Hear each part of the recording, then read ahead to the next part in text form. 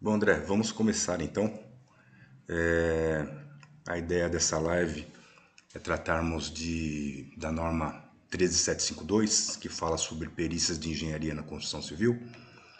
E de qualquer forma, esse vídeo ficará gravado depois para consulta, né? A gente marcou essa live meio em cima da hora aí, mas não tem problema que ela vai ficar gravada. A gente vai fazer uma série de lives daqui para frente, porque essa semana é a nossa semana da Black Week e nossa promoção começará amanhã. Então nós vamos criar algumas lives aí para divulgar o nosso trabalho e compartilhar com o pessoal aí, tirar dúvidas. Então vamos então começar a tratar do assunto aqui que nós nos propomos. E depois, quando o pessoal for chegando, a gente vai falando, tá bom? Nós vamos falar então da norma 13752, perícias de engenharia na construção civil. Essa norma é importante porque ela estabelece quais são os requisitos necessários para se fazer perícias de engenharia na construção civil. Muita gente pergunta, existe um modelo, existe um modelo de laudo, coisa desse tipo. E se você perceber, a norma 13752, ela praticamente te conduz a um modelo, porque ela vai dar as diretrizes necessárias para a elaboração de um laudo de perícias de engenharia. Então nós vamos começar com uma série de informações, um glossário e alguns outros elementos, e a parte principal para nós está no item 5 e 6. É uma norma relativamente curta, tem 7 a 8 páginas. Ela está disponível para consulta na internet. Alguns sites permitem consulta, como esse que nós estamos utilizando aqui. Mas quero deixar claro que toda norma ela tem direitos autorais, então ela precisa ser adquirida caso ela vá ser utilizada de uma forma particular. Se for apenas consulta, é possível que façamos a consulta no site. Agora, se for reprodução, cópia, você precisa então adquirir a norma no site da BNT. Essa norma, se eu não me engano, ela está em torno de R$ 27. Então é relativamente barato e é matéria obrigatória para todos os engenheiros, porque é um tema aí que a gente precisa dominar, não é? Então vamos começar a fazer a leitura da norma para que a gente possa ter uma live mais produtiva, não é isso?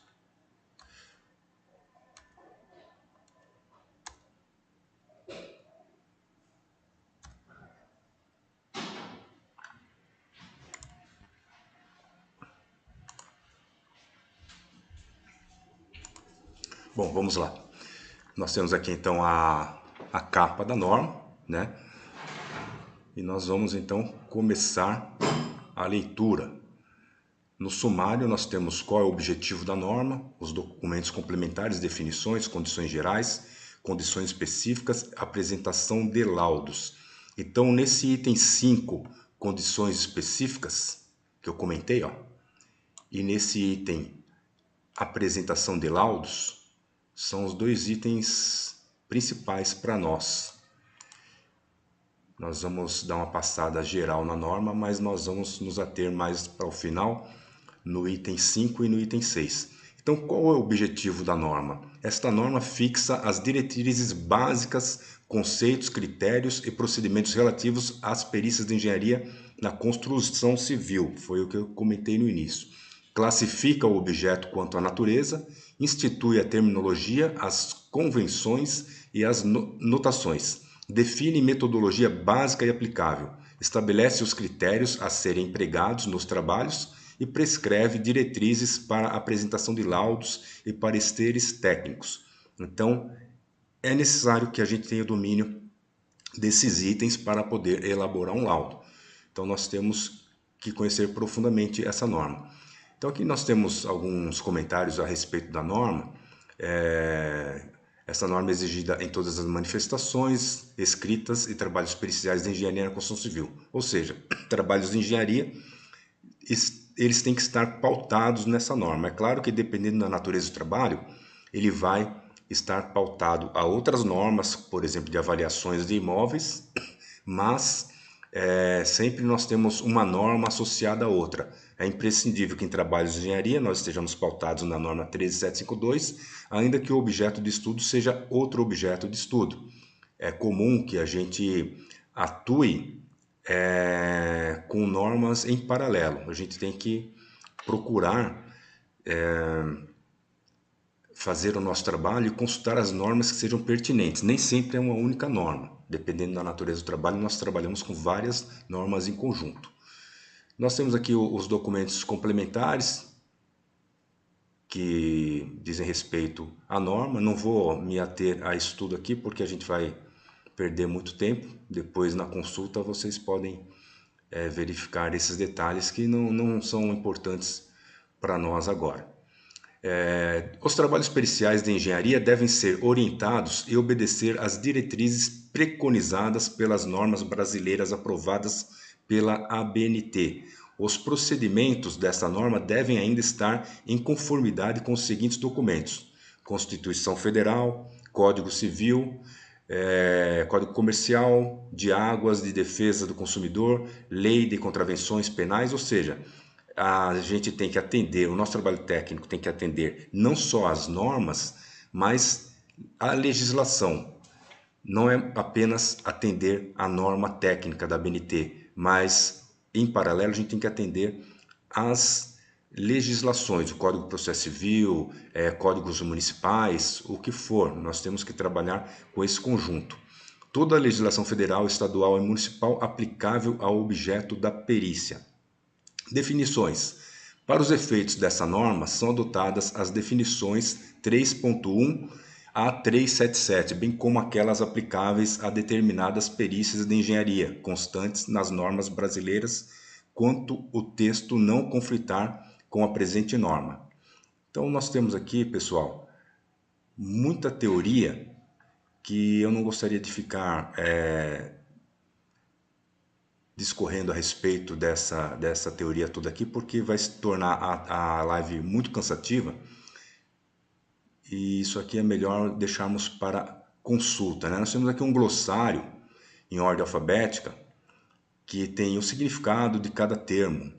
Isso aqui é necessário que tenhamos o conhecimento para podermos fazer o nosso trabalho com mais propriedade. Nós temos aqui, vou dar como exemplo aqui, está explicando o que é área não edificante, arrendamento, o que é assistente técnico, o que é avaliação, avaria, benfeitoria, benfeitorias necessárias, benfeitoria útil, benfeitoria voluptuária, combinação. Então, essas terminologias nós temos aqui na norma e é interessante que a gente consulte para que a gente vá se familiarizando com esses termos. E como eu comento nos vídeos, ao passar do tempo, a gente vai desenvolvendo uma forma peculiar na nossa redação e melhorando a nossa comunicação. E faz parte desse processo de evolução do perito fazer leituras, saber os termos técnicos adequados para se utilizar nos laudos periciais.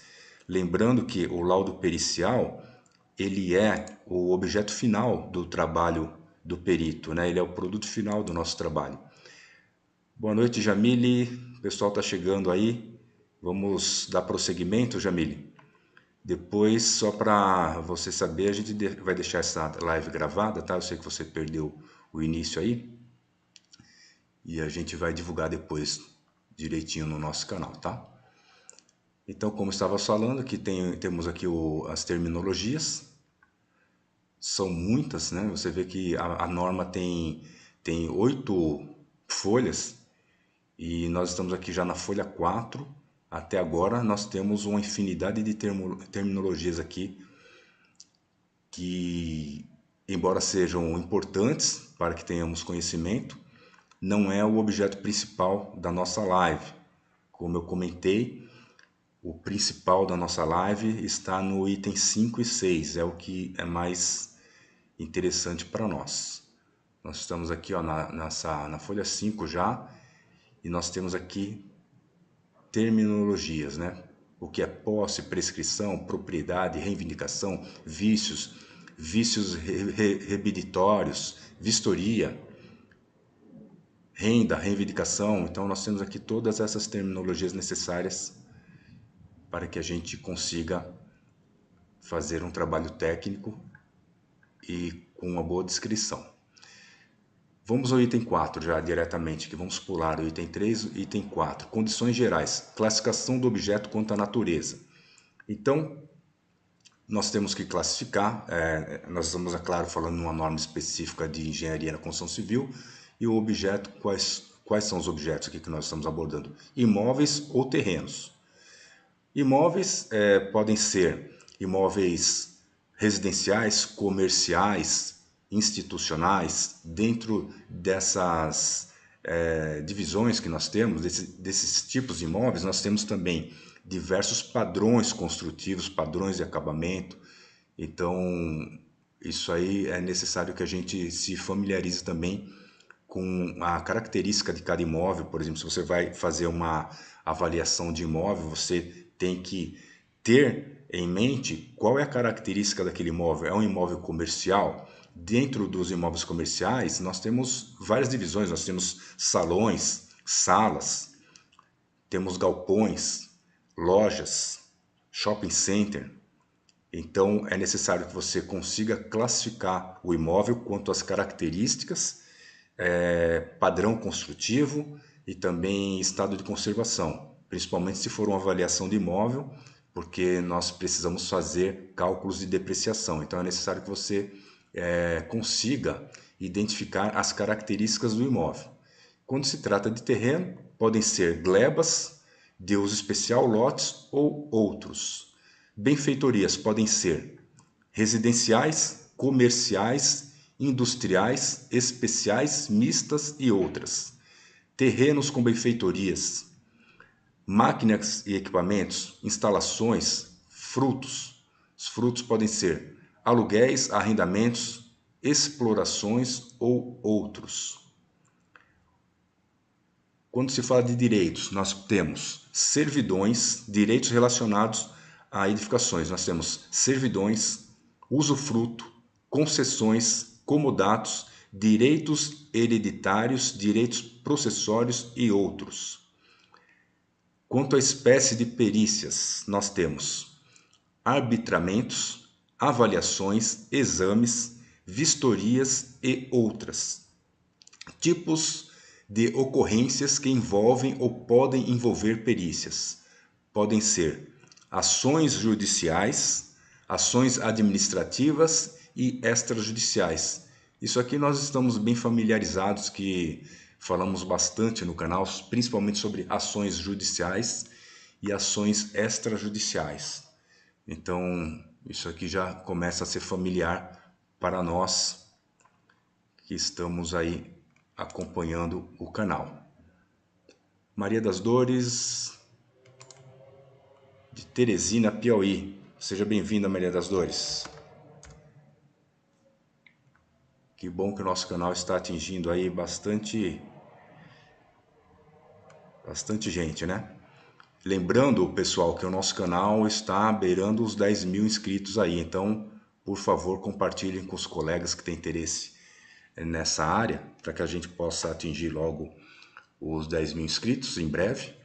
E dando um spoiler para vocês aqui, que muito em breve nós vamos criar uma comunidade do canal. Essa comunidade ela será uma comunidade de membros, e nós teremos algumas atividades específicas para membros. Só quem for membro do canal, quem fizer a adesão, mediante uma pequena taxa que é simbólica, terá acesso ao nosso conteúdo antecipadamente, quando a gente colocar um vídeo no canal, na realidade, os membros terão acesso antecipadamente, 1, 2, 3 dias, talvez até uma semana.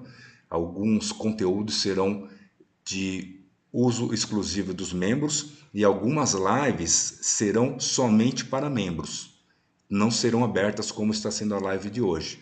Então, nós estamos já aprovados pelo YouTube para fazer nosso trabalho nesse formato e em breve divulgarei nas nossas redes, tá bom? Então, vamos dar andamento aqui à nossa leitura. Notações, simbologias e convenções. Para os efeitos dessa norma, recomendam-se as anotações, os símbolos gráficos e as convenções literais já normalizadas nas normas brasileiras. Então, é aquilo que eu falei, não basta a gente conhecer essa norma que é objeto do nosso estudo no momento. Nós temos que estudar as outras normas. Sempre que você for fazer um trabalho, de repente você vai fazer um trabalho sobre acústica. Ou vou dar um exemplo. Hoje eu falei com o André, que está aqui na live, ele vai fazer um trabalho sobre acessibilidade. Tem norma para tudo, é só você pesquisar, você vai achar a norma de acessibilidade. A norma de acessibilidade, por exemplo, ela tem uma peculiaridade, ela pode ser baixada gratuitamente. É uma norma bem extensa, eu já fiz o download dela, já fiz alguns trabalhos e é interessante que tenhamos conhecimento. Ainda que você não esteja fazendo nada nesse sentido, mas você sabe que a norma existe e é interessante que você vá formando aí essa cultura, né, de conhecimento. O nosso conhecimento não é pautado apenas em livros, cursos online. As normas técnicas fazem parte do conhecimento de qualquer tipo de profissional, principalmente profissional da área técnica que somos nós, né? As normas, as anotações que vierem a ser adotadas pelo perito devem ser devidamente explicitadas no laudo, indicando-se também suas respectivas unidades de medida, de acordo com o Decreto Federal 81621/78. Então, todas as menções que o perito faz no laudo pericial, ele precisa citar a fonte. Se você vai adotar uma metodologia, você tem que explicitar no laudo. Se você vai usar alguma terminologia técnica, você tem que colocar no laudo. Unidades, você tem que colocar no laudo. Então, não pode deixar aquela informação largada. Nós somos técnicos, então nosso trabalho tem que ser muito objetivo. Vamos falar dos requisitos. Geral. Os requisitos exigidos em uma perícia estão diretamente relacionados com as informações que possam ser extraídas. Esses requisitos, que medem a exatidão do trabalho, são tanto maiores quanto menor for a subjetividade contida na perícia. Ou seja, quanto mais exatidão você precisar ter na perícia, quanto mais essa perícia necessitar ser técnica, mais dados, mais informações você precisa ter. E eu costumo dizer que um excelente trabalho de perícia, geralmente ele inicia numa vistoria, no nosso caso, e para que ele tenha uma excelente qualidade, é primordial que na vistoria você consiga as informações mais detalhadas possíveis e mais dados que você puder. Quanto mais detalhada, quanto mais minuciosa for a vistoria que você realizar, melhor serão as qualidades dos dados e, consequentemente, o trabalho que você vai produzir. A especificação dos requisitos, a priori, somente é estabelecida para a determinação do empenho do trabalho pericial e não na garantia de um grau mínimo na sua precisão final, independendo, portanto, da vontade do perito ou do contratante. Os requisitos de uma perícia são condicionados à abrangência das investigações, à confiabilidade e adequação das informações obtidas, à qualidade das análises técnicas efetuadas e ao menor grau de subjetividade emprestado pelo perito, sendo esses aspectos definidos pelos seguintes pontos: quanto à metodologia empregada, aos dados levantados, ao tratamento dos elementos coletados e trazidos ao laudo e a menor subjetividade inserida no laudo. Como nós estamos tratando de uma matéria técnica, área de exatas, o ideal é que o nosso trabalho não seja ligado a argumentos subjetivos. Nós temos que nos pautar as normas e a área técnica. Quando você fizer um trabalho pautado em subjetividade, esse trabalho dará margem à crítica. Então, se você está atuando como perito judicial, você será alvo dos assistentes técnicos que criticarão o seu laudo, tentarão diminuir a qualidade do seu trabalho para obterem êxito, que é fazer com que os contratantes deles saiam vitoriosos na ação. Então, quando nós atuamos como assistentes técnicos, a gente procura a falha do perito judicial. Então, é importante que a gente não deixe margem para que nosso trabalho seja questionado. Porque se você não fizer um trabalho pautado nas normas técnicas, você acaba dando margem a esse tipo de atitude dos assistentes técnicos. Desculpa. Bom, os requisitos essenciais. Um trabalho pericial, cujo desenvolvimento se faz através de terminologia adequada, deve atender a todos os requisitos essenciais dos itens 4 anteriormente citados. Aqui nós temos diversas prerrogativas aqui, pessoal, que temos que respeitar. E eu não vou me ater a isso para a live não ficar cansativa. Mas eu sugiro que vocês façam a consulta, a leitura completa, quando puderem, porque nós vamos nos ater mais ao item 5 e 6, que são os itens que são fundamentais para que a gente possa desenvolver um bom trabalho. Boa noite, Lu. A Lu, ela é mentora estrategista digital e no nosso curso, a Rota de Peritos, temos um bônus que é uma aula com a Lu Goodson, que está aqui na nossa live.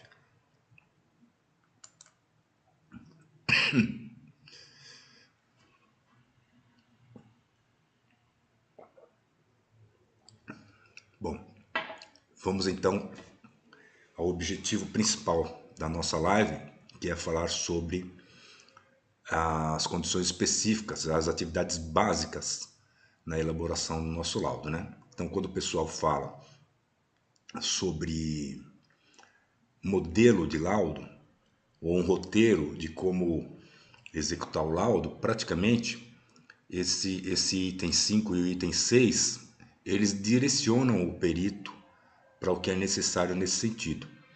Então não se preocupe em procurar um modelo de laudo, porque nenhum laudo é igual ao outro.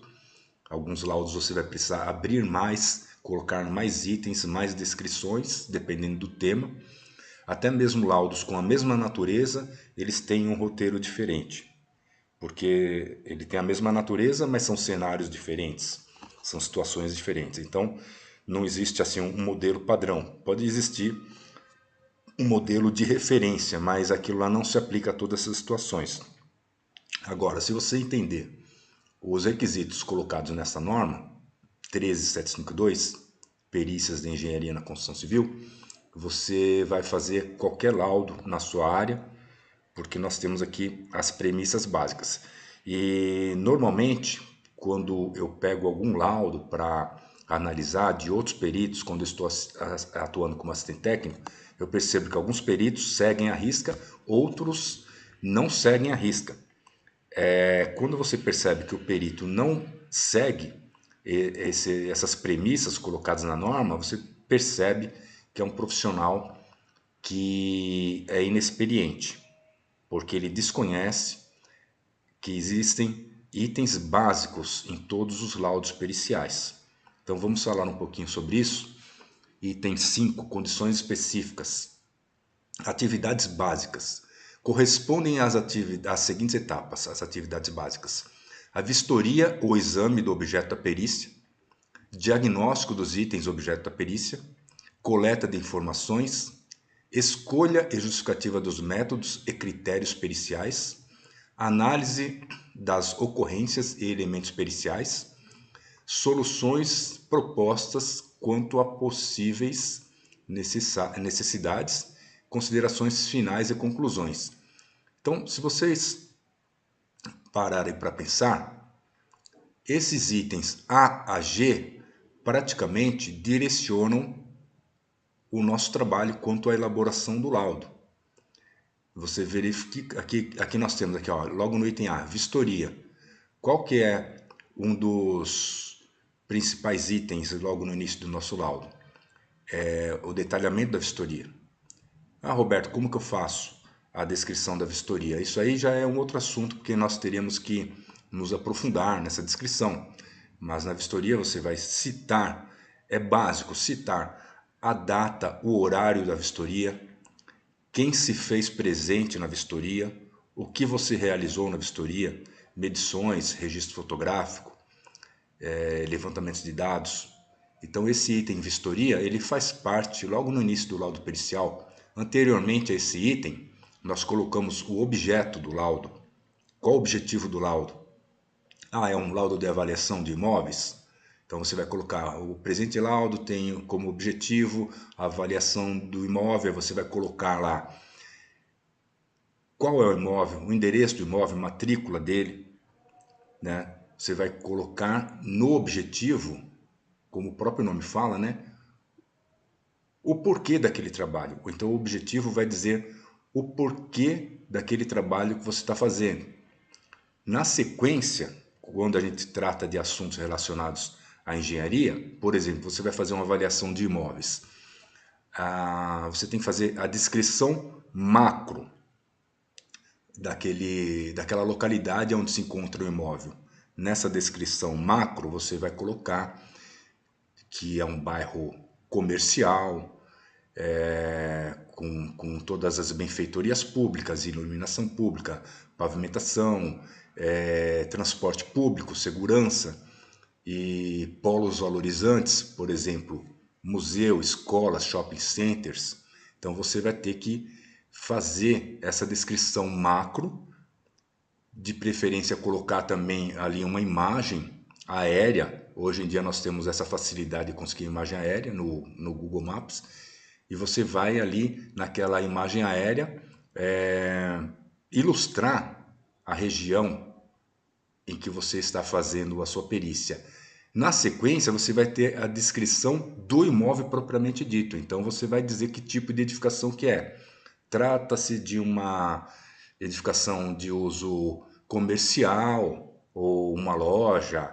Você vai dizer quais são as características construtivas, erigido em estrutura de concreto, vedação em alvenaria, acabamento em argamassa, pintura, cerâmica em áreas molháveis, instalações elétricas e sanitárias embutidas. Você vai ter que fazer essa descrição. Então você vai trazendo aí para quem está lendo o laudo, qual é o objetivo do laudo, quais são as características da região, qual é a característica daquele imóvel. Depois você vem nesse item vistoria, que está aparecendo como letra A aqui. Então, antes do item vistoria, você vai ter que fazer aquelas descrições que eu relatei agora. Na vistoria, é dizer a data que foi feita, o horário, quem se fez presente. Então, no caso, se você for o perito, você vai relatar quem são os assistentes técnicos, você vai relatar as partes que se fizeram presentes, os advogados que se fizeram presentes. E isso você tem que descrever no item vistoria. O diagnóstico dos itens, então aqui, dependendo da natureza de cada perícia, você vai traçar o diagnóstico. De repente é uma perícia que você vai fazer a respeito de patologias. Então, onde nós temos aqui essa palavra diagnóstico dos itens objeto da perícia, você pode colocar, por exemplo, como constatações. Então você vai descrever quais são as constatações, você pode fazer uma planilha ou descrever os ambientes onde você constatou essas patologias, classificar essas patologias. Muitos peritos, antes de fazer essa descrição, eles colocam classificações de patologias, o que é fissura, trinca, rachadura.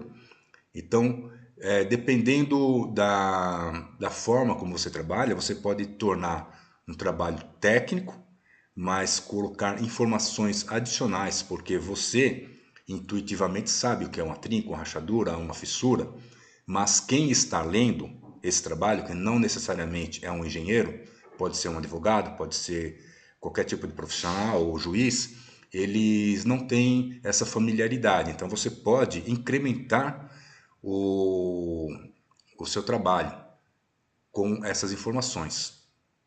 Coletas de informações. Essas coletas de informações são as constatações, as verificações. Essas informações podem ser obtenção de documentações, projetos, medições, dados. Então você tem que fazer as coletas de informações. E quando você faz coletas de informações, é necessário também que você faça um registro fotográfico. Então sempre você tem que fazer um registro fotográfico daquele cenário que você está periciando, fazer medições, fazer anotações, croquis. Lembra que eu falei que quanto mais informações você tiver, melhor será a qualidade do seu laudo. Então, eu digo que quando você vai fazer uma vistoria, não tem que ter pressa, porque a qualidade final do seu trabalho está diretamente relacionado a essa vistoria. Ainda que você dedique muito tempo à elaboração do laudo, ele não será um laudo bom se a sua vistoria foi deficiente, se te faltar informações. Imagina você chegar lá na hora de elaborar o laudo, você não tem as informações necessárias. Não é sempre que você tem condições de voltar ao local para fazer essas verificações. Você pode ter feito a perícia num outro estado, não tem como voltar, né? Ou você fez na sua cidade mesmo, às vezes você não tem acesso àquele local, porque para você ter acesso àquele local você tem que ter a permissão de alguém que de repente não vai te dar permissão, pode estar acontecendo um conflito nesse processo, um litígio, né? Então não conte com um retorno ao local. Procure sempre, na realização da vistoria, colher todas as informações necessárias. Escolha justificativas dos métodos e critérios periciais. Bom, escolhas e justificativas dos métodos e critérios periciais. Todo laudo pericial, ele tem que citar qual é a metodologia que ele está utilizando. Por exemplo, vamos dar um exemplo clássico aqui, que é avaliações de imóveis. A avaliação de imóvel, ela não é um tema subjetivo, como muitas pessoas imaginam. Aquela avaliação de imóvel que o corretor vai lá no imóvel, dá uma olhada e fala assim, olha, esse imóvel vale X, essa é uma avaliação completamente subjetiva. Ela é pautada na sensibilidade que esse profissional tem por ter feito algumas transações naquela região. Então, essa avaliação que o corretor de imóveis muitas vezes faz assim, uma folha, uma declaração, ela não tem validade nenhuma no judiciário. Ela não obedece a critérios ou a metodologias. Ela é uma avaliação arbitrária, subjetiva, porque um corretor pode falar que o imóvel vale 1 milhão e o outro pode falar que vale 2, dependendo do cliente dele, dependendo do interesse. E quando a gente tem metodologias, e essas metodologias são respeitadas, elas são inquestionáveis. É uma matéria técnica, nós temos referências. Então, se um profissional, um perito judicial faz um laudo, ele vai citar a metodologia, mas se ele falhar nos seus cálculos ou na metodologia utilizada, aquele laudo vai ser questionado. Então, no quesito avaliações de imóveis, por exemplo, nós temos diversas metodologias de avaliações de imóveis. Método comparativo direto, nós temos comparativo indireto, nós temos custo de reprodução. Muitas vezes nós precisamos fazer cálculos de depreciação do imóvel, então o perito precisa conhecer as metodologias de depreciação do imóvel, ele precisa citar. Já peguei casos em que o perito utilizou para a depreciação do imóvel o método da linha reta, que é um método muito simples. Só que ele não se aplica a imóveis, ele se aplica mais a objetos, a equipamentos, a máquinas. O método que se aplica adequadamente a edificações, ele leva em consideração não só a idade da edificação, mas o padrão da edificação, o estado de conservação da edificação. E é o método de Ross-Heideck. Para quem não sabe, a origem desse nome, que acha um nome estranho, é a junção de dois nomes, de dois sobrenomes de dois engenheiros que fizeram esse método. Então, o engenheiro Ross e o engenheiro Heideck. Então, por isso tem esse nome. É um método, assim, praticamente só usamos esse método. E é imprescindível que um avaliador de imóveis conheça esse método. Nós vimos aí muita gente que se diz avaliador de imóveis, que fizeram cursos, mas não sabe fazer um cálculo de depreciação de imóveis. Não sabe o que é um método de depreciação. Não sabem, por exemplo, o que é área equivalente. Então, essas pessoas que fazem alguns cursos creem que são avaliadores, mas não sabem avaliar imóveis, porque muitos cursos que são oferecidos por aí não abordam isso, né? Então, estou fugindo até um pouco do tema, vamos voltar para o tema. Metodologias. Nós temos que citar no nosso laudo quais são os métodos que nós estamos utilizando, tá? A gente não pode tirar um resultado lá da cartola, porque nós seremos questionados. Análise das ocorrências e elementos periciais. Então, isso aqui, você fez as constatações, depois você vai fazer a análise. Eu vou fazer a junção desse item E e F. Aqui, ó, o item F, ele fala sobre soluções e propostas quanto a possíveis ou necessidades, né? Então, assim, uma dica importante, pessoal, para vocês, que eu vou dar aqui, e anotem. Todo laudo, ele é pautado em 3 pilares. Você vai fazer constatação, você vai verificar qual é a causa e você vai apontar medidas corretivas. Eu estou falando aqui não um laudo, por exemplo, de avaliações de imóveis, mas um laudo sobre patologias, análise de estruturas, estabilidade estrutural. Então você vai detectar um problema numa edificação, você basicamente sempre vai acontecer isso, ó. Constatações. Você vai constatar que ocorreram trincas no imóvel. Bom, foi uma constatação. Qual a causa? Segundo ponto, qual é a causa? Foi um problema de fundação. Ou pode ser que seja um outro problema, mas vamos supor que seja fundação. Aí, terceiro, quais são as medidas corretivas? Aí você vai citar reforço estrutural, execução de estaca mega. Você vai fazer a sua análise e direcionar para qual é a melhor solução para aquela patologia. Então, essa análise de ocorrências e as soluções propostas, isso faz parte de praticamente todos os trabalhos que a gente faz em laudos de engenharia quando se relaciona principalmente a patologias, tá bom? Considerações finais e conclusões. Então, você vai chegar lá no final, todo o laudo, acho que a parte principal do laudo, eu não digo que é a principal porque tudo é importante no laudo, mas a conclusão é fundamental. Um laudo sem conclusão, o próprio Código de Processo Civil prevê que se o perito fizer um laudo inconclusivo, o juiz poderá diminuir o valor dos honorários. Tá? Me foge aqui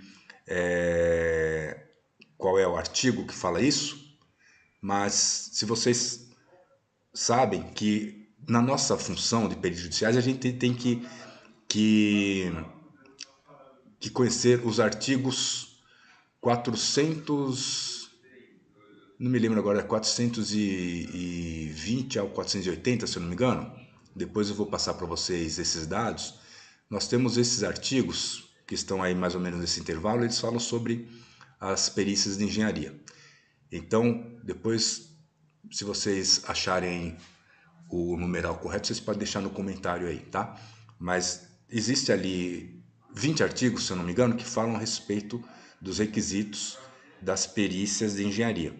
E você vai ver que um desses artigos fala que se o laudo for inconclusivo, o juiz poderá diminuir o valor dos honorários periciais.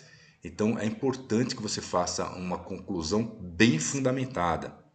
E a conclusão ela tem que ser muito objetiva, sucinta.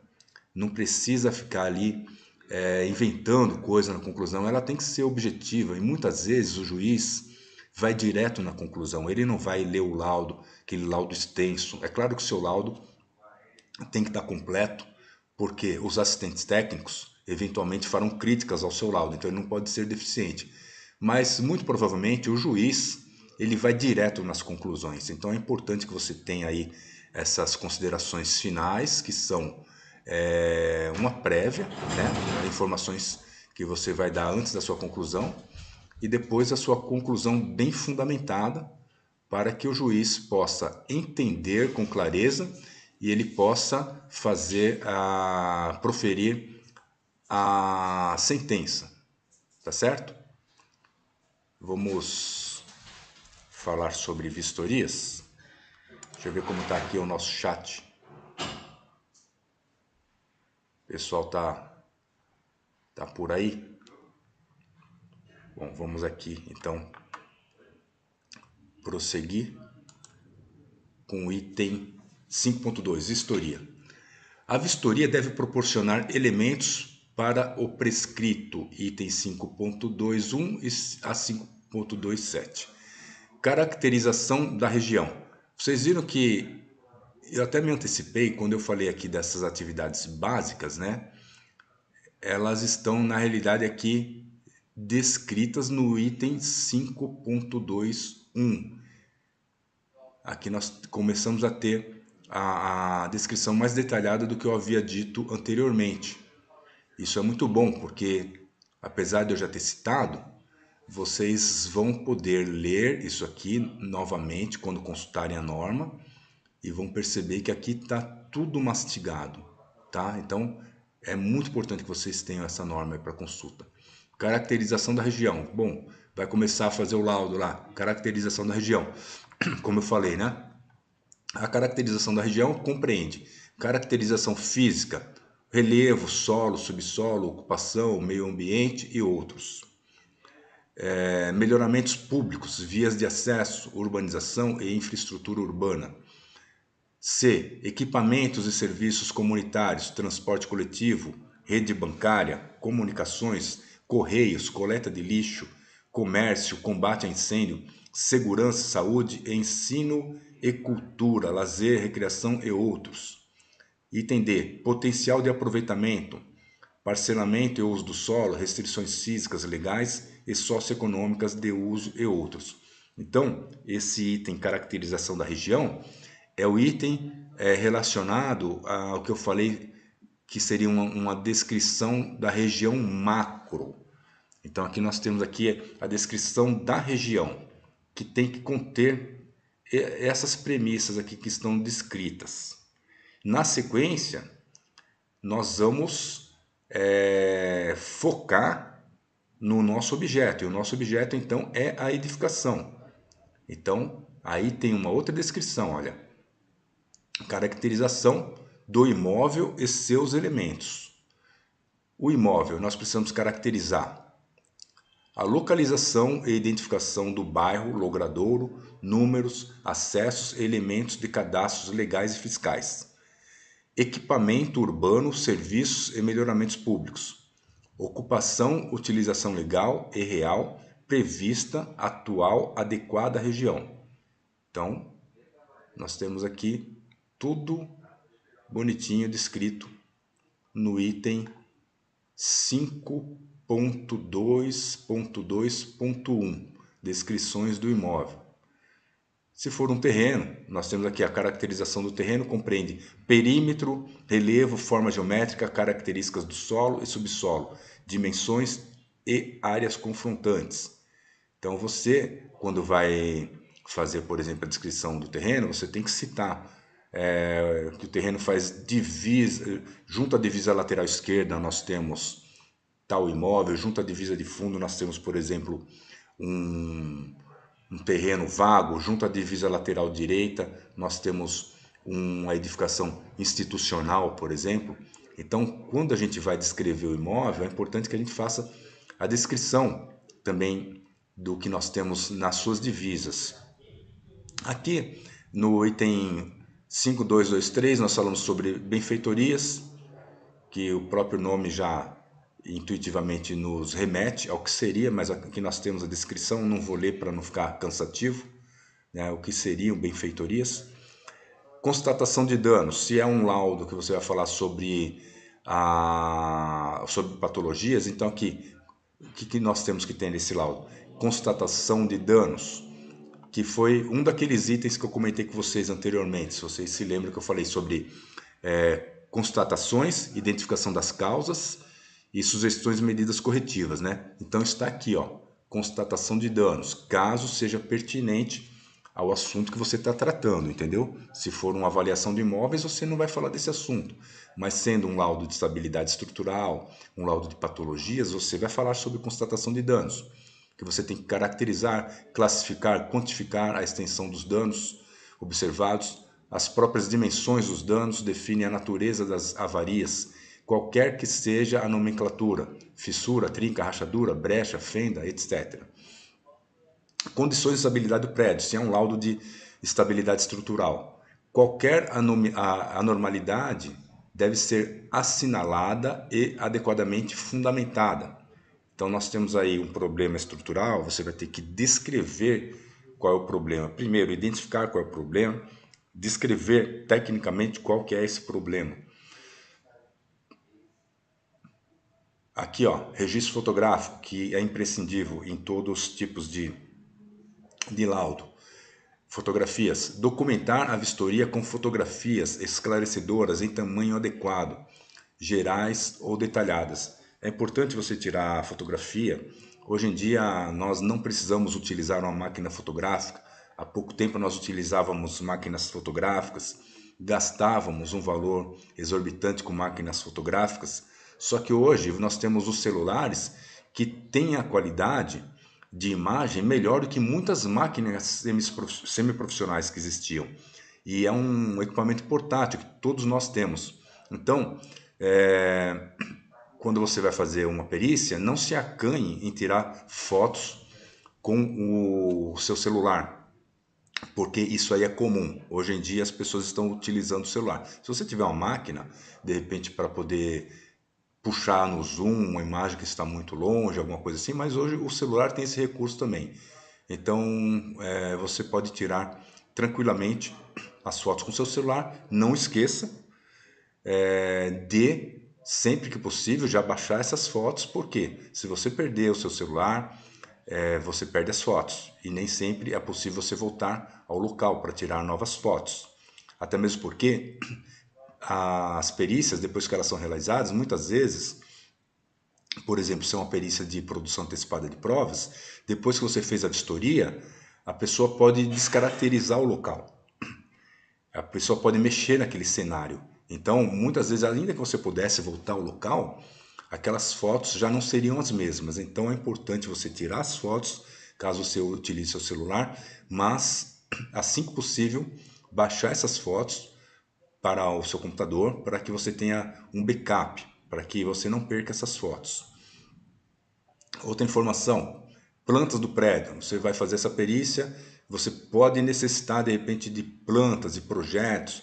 Vou até mais longe, você pode precisar de documentos, escritura, memorial descritivo, matrícula do imóvel. Então, Documentos, não apenas plantas e do prédio, projetos, mas documentos em geral, você pode requerer as partes que te forneçam esses documentos, caso elas não tenham na hora para te entregar, tá bom?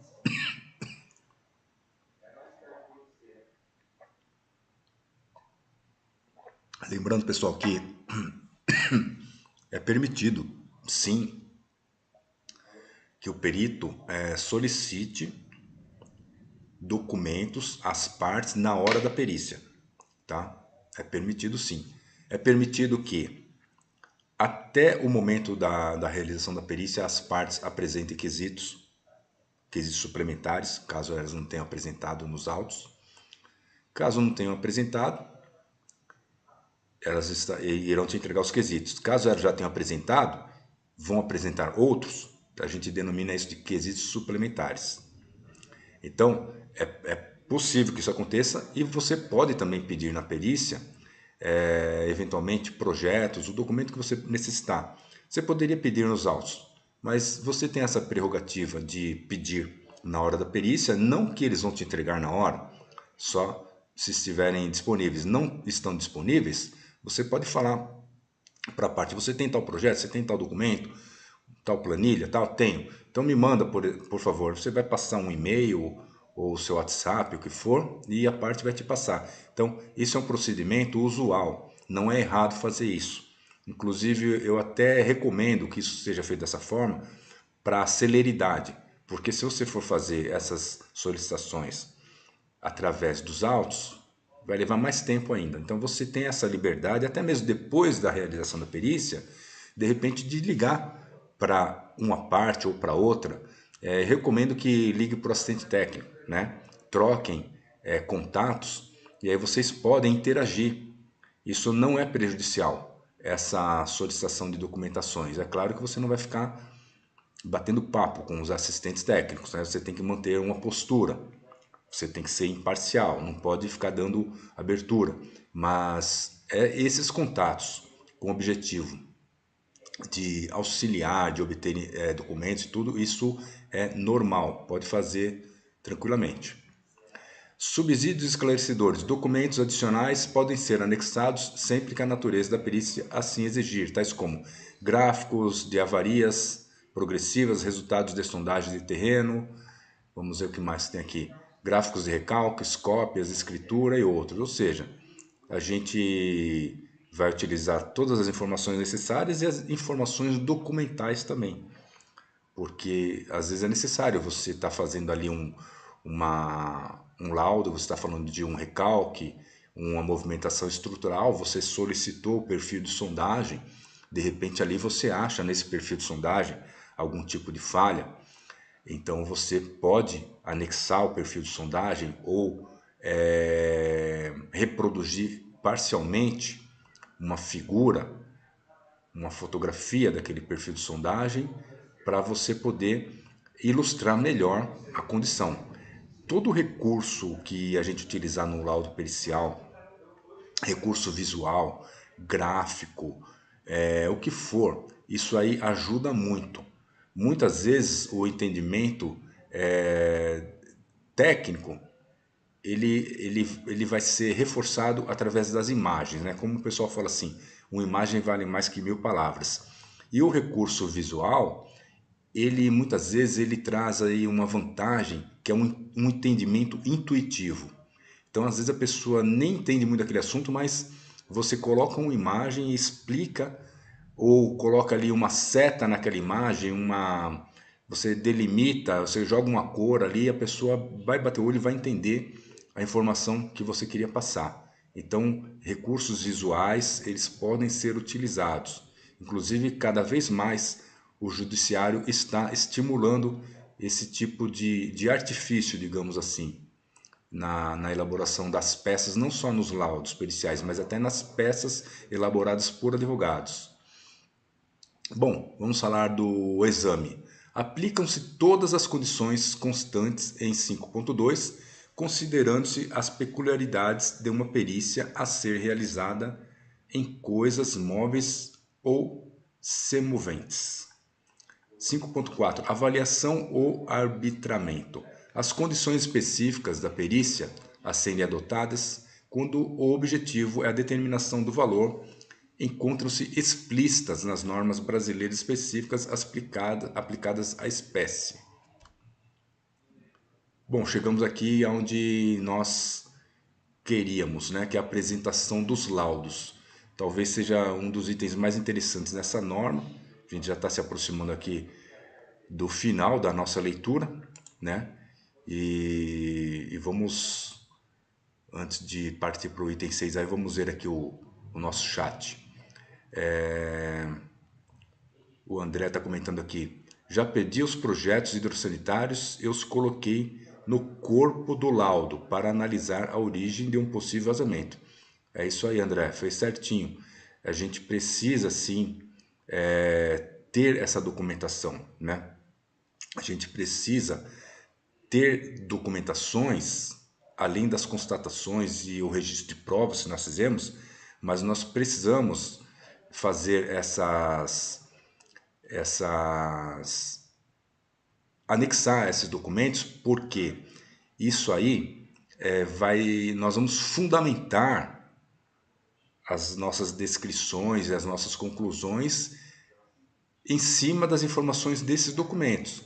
E quando você fundamenta tecnicamente um assunto, você está pautado nas normas e você está pautado lá nas normas e nas metodologias, e você está citando as fontes de informações, e se essas fontes forem documentais, como por exemplo os projetos que você citou, isso aí torna o seu laudo praticamente inquestionável, a menos que você tenha cometido alguma falha, né? Do contrário, não há o que se falar do laudo pericial. Bom, vamos aqui dar andamento à nossa leitura, que estamos indo para a parte final da nossa leitura da norma 13752 da BNT, tá bom? Lembrando para vocês que eu vou intensificar essas lives daqui para frente serão no YouTube, porque fica melhor para a gente poder fazer os nossos estudos, né? Expor aqui documentos e dá para interagir melhor com as pessoas. Então, isso faz parte aí de um trabalho que nós estamos fazendo de divulgação e para aquecer também essa semana aí que nós estamos entrando da Black Week, que é a semana em que o nosso curso vai ter uma promoção aí, e aqueles que ainda não aproveitaram, é o momento de aproveitar a promoção da Black Week aí e entrar para a rota de peritos. Vamos seguir então. Apresentação de laudos. A apresentação de laudos, só fazer uma observação aqui para vocês, antes dessa leitura. Quando a gente finalizar a leitura, quem quiser fazer algum tipo de pergunta aí, fica à vontade que a gente vai ficar disponível, tá? Apresentação de laudos. A apresentação de laudos deve obedecer às prescrições dessa norma. É aquelas prescrições que nós falamos, nós lemos uma a uma, né? Então, a apresentação de laudos tem que obedecer essa norma, que é a norma 13752 da BNT, Perícias de Engenharia na Construção Civil. Na apresentação de laudos deve constar obrigatoriamente o seguinte, olha que importante, hein? É obrigatório, olha. Lembra quando a gente fala que o nosso trabalho tem que seguir as normas? E na norma que está escrito aqui, ó, na apresentação de laudos deve constar obrigatoriamente o seguinte. Lembra que eu falei que eu pego às vezes laudo de peritos que faltam itens, faltam algumas descrições, porque eles desconhecem esse item ponto 2 aqui da norma 13752 da BNT, que está dizendo que na apresentação de laudos deve constar obrigatoriamente o seguinte: a indicação da pessoa física ou jurídica que tenha contratado o trabalho e do proprietário do bem objeto da perícia. Aqui, quando é uma ação extrajudicial, nós fazemos essa descrição. Quando é uma ação judicial, nós citamos as partes, inclusive, né? Logo no início, nós temos uma petição, que é a primeira folha lá, do nosso laudo, na realidade é uma petição aquela folha, onde nós falamos, nós nos apresentamos e dizemos, nomeados na ação, por exemplo, de produção antecipada de provas, movida por fulano contra cicrano, tal, tal, tal. Então ali nós já estamos fazendo essa indicação da pessoa física ou jurídica que tenha contratado o trabalho e do proprietário do bem objeto de perícia. Na realidade, quem contrata, quando nós somos peritos judiciais, é a justiça, né? Então, por isso que eu falei que esse item aqui, da forma que ele está escrito, ele remete mais a um trabalho de um assistente técnico. B. Requisitos atendidos na perícia conforme item 4.3. Depois vocês voltam lá para ler o item 4.3, que eu não vou voltar para não ficar cansativo, tá? Relato e data da vistoria com as informações relacionadas no item 5.2. É o que eu comentei, tem que constar lá a data da vistoria, o horário, quem participou da vistoria. D. Diagnóstico da situação encontrada. Nós já conversamos também a respeito disso. Tudo isso aqui já vimos anteriormente. Então, esse vídeo aqui é mais uma referência, mas a lição de casa aí é ler a norma várias vezes e compreender o que ela orienta, o que ela solicita. No caso de perícias de cunho avaliatório, pesquisa de valores, definição da metodologia, cálculos, determinação do valor final. Então, assim, aqui ó, especificamente para avaliações. O que é necessário? Ó, pesquisa de valores. Isso aqui é pesquisa de mercado.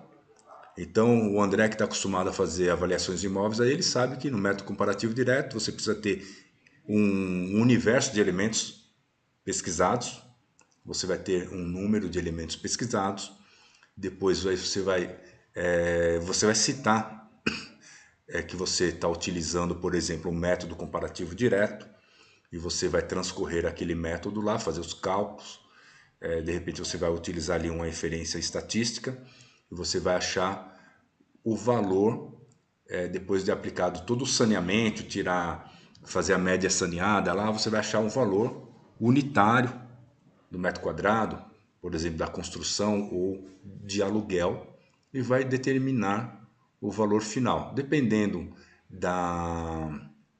do grau, do nível de rigor a ser adotado no nosso trabalho, pode ser que esse cálculo fique mais apurado, mais completo. De repente você vai aplicar fatores para deixar esse cálculo mais refinado, né?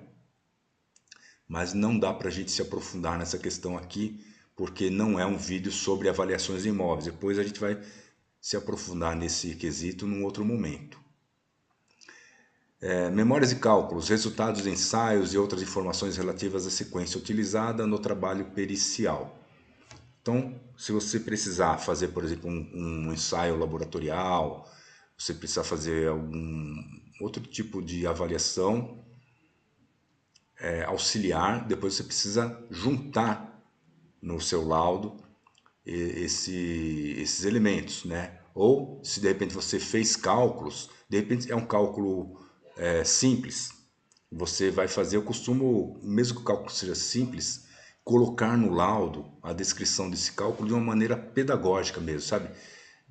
Escrever lá as expressões matemáticas para que qualquer um consiga entender como eu cheguei naquele valor. Tem muito perito que ele só apresenta o resultado. Então, isso dá margem a dúvidas, dá margem a questionamentos. Enquanto se você fizer lá uma demonstração, o seu laudo fica mais completo, mais detalhado, mais fácil de ser entendido. E a parte G aqui é nome, assinatura e número do CREA e credenciais do perito de engenharia. Né? Então, é o básico, né? Você vai acabar o laudo, você tem que colocar, obviamente, o seu nome, o número do CREA lá, onde você vai assinar. Agora, isso aqui, pessoal, olha, nós estamos no final da norma, tá? É o último parágrafo. E olha que importante, nós temos um vídeo que fala a respeito disso. Isso já gerou muita polêmica, porque tem pessoas que não acreditam no que foi dito. Então aqui, ó, tá na norma, item 6.3 da norma 13752 da ABNT, cujo título é Perícias de Engenharia na Construção Civil. Olha o que fala o item 6.3, ó. As perícias de engenharia na construção civil devem ser acompanhadas da ART, Anotação de Responsabilidade Técnica, conforme estabelece a Lei 6496 de 77. Tá vendo? Então não é invenção. Isso aqui, ele tá dizendo que é obrigatório. Você vai falar assim, olha, Roberto, mas eu já fiz vários laudos, nunca ninguém me pediu a ART quando eu faço perícias judiciais. Só que não é o judiciário que pede, é uma obrigação que o nosso conselho de classe estabelece que todo trabalho técnico ele tem que acompanhar a anotação de responsabilidade técnica. Então, se o nosso trabalho é técnico, todo trabalho que a gente produz, ele requer a apresentação de uma anotação de responsabilidade técnica, correto? Então, não é uma escolha nossa, isso é uma obrigação. O que acontece? Normalmente, o pessoal não emite ART, porque o judiciário não cobra, isso passa desapercebido, mas o que acontece? De repente você pega um advogado que atenta a esse detalhe, e aí você fez um laudo que não está muito de acordo com os objetivos dele. Ele vai tentar te diminuir profissionalmente, criticando o seu trabalho e dizendo que você não atendeu os requisitos da Lei 6496/77, estabelecida pelo Conselho de Engenharia, que obriga o profissional a emitir a RT. É claro que se ele fizer isso, o juiz vai te questionar, você vai lá, emite um RT e junta aos autos, né? Mas é desnecessário você passar por uma situação vexatória como essa, ainda mais que um RT, ela hoje está em torno de 88,78, é um valor relativamente baixo. Esse valor você já embute lá nos seus honorários, né? Você não tem que tirar do bolso. Então é importante que você emita a anotação de responsabilidade técnica. E digo mais, hoje quando você entra no site do Conselho para fazer o preenchimento de um RT, quando você busca lá o menu ART, existe especificamente a ART para fins de perícias judiciais. Então, já tem lá no menu ART para perícias judiciais. Então, não vamos nos esquecer de fazer um trabalho aí de qualidade, e o que vai sacramentar o seu profissionalismo é quando você protocolar o seu trabalho e juntar a ele a noção de responsabilidade técnica. Isso vai demonstrar que você é um profissional sério, que você sabe o que a lei determina, não precisa ninguém te cobrar para que você faça o que é certo. Você já tem que fazer o que é certo e evitar assim que alguém faça algum tipo de comentário indesejável a respeito do seu trabalho, né? Então, pessoal, nós fizemos aqui a leitura completa, né, da norma 13752 da ABNT. Pulei algumas partes aí para não ficar uma coisa muito monótona, mas eu quis passar para vocês aqui em linhas gerais o que vem a ser a norma, a importância de tratarmos a respeito desse assunto e que é de obrigação de todos nós conhecermos o teor dessa norma, né? E estarmos familiarizados com ela. Como é uma norma que está aí na internet, disponível para consulta, desde que você não vá imprimi-la, nem utilizar para outros fins, você pode consultar, você vai achar facilmente, você pode fazer a leitura da norma, se familiarizar com ela. Quando você fizer a sua biografia profissional, ou quando você fizer um currículo, ou quando você estiver descrevendo sobre o seu trabalho, você pode citar que o trabalho que você desenvolve é pautado na norma 13752 da BNT. A pessoa que está analisando ali o seu trabalho, vai perceber que você sabe do que está falando, que você é profissional, que você é técnico, que você está atualizado. É isso aí, André. No site do CREA, pelo menos de São Paulo, já existe um item para a ART, Perícia Judicial. É exatamente o que eu havia comentado aqui também. Bom, pessoal, então vou dar esses recados finais aqui. Essa live vai ficar gravada no nosso canal, né? Nós vamos intensificar aí as lives, então vocês podem deixar no canal lá comentários ou no grupo do WhatsApp sugestões de temas de live, de vídeos, para que a gente possa gerar mais conteúdo. Muito em breve eu vou divulgar que o nosso canal vai ter a parte de membros, que as pessoas podem se tornar membros pagando um valor ali simbólico, se eu não me engano é R$ 7,99 mensais, mas terão exclusividade, terão acesso a conteúdos antecipadamente, terão acesso a trabalhos exclusivos também, conteúdos exclusivos, e também algumas lives que nós faremos. Essas lives elas serão somente para membros, tá? Então a gente já está fazendo a configuração do canal para poder trabalhar nesse sentido. Convidar vocês aí que ainda não estão no curso A Rota de Peritos a aproveitarem aí a promoção que vai começar amanhã da Black Week, onde nós teremos aí um belo desconto para que todos possam ter acesso ao nosso curso. Nosso curso consiste em 14 módulos online, mas dá direito a 4 mentorias comigo, individuais, não é em grupo não, individuais comigo. Cada mentoria tem 1h30. Então você vai fazer a mentoria inicial para a gente poder analisar o seu caso e dar as considerações iniciais. E as outras mentorias você pode aproveitar de repente para supervisão, um caso real que você pegou, e aí eu vou auxiliar no desenvolvimento desse trabalho e também na supervisão desse laudo até que ele fique redondo e a gente possa fazer o protocolo dele, né? E muitas outras dicas aí que serão dadas, experiências que serão passadas na mentoria.